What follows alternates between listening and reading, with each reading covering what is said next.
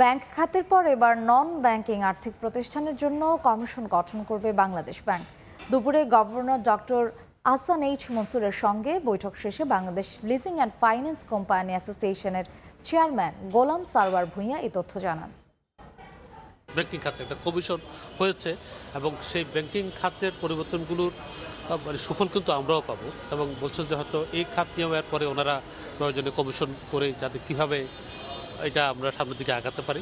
এনপিএলটা যে বেশি classified loan সেটা নিয়ে কথা হয়েছে এবং সেটা কিভাবে কমিয়ে আনা যায় তার জন্য আমরাও একটা প্ল্যান দেবো এবং উনি যেটা আমরা আলোচনা করেছি সেটা উনি নীতিগতভাবে আমাদের সাথে একমত হয়েছেন। টাকা পাচার হওয়া টাকা উদ্ধার করে আনার ব্যাপারে বিশ্বব্যাংক সর্বাত্মক সহায়তা করবে, অন্যান্য এজেন্সিও সহায়তা করবে। এটা হচ্ছে একটা। আরেকটা হচ্ছে আইনগতভাবে তাদেরকে চিহ্নিত করা।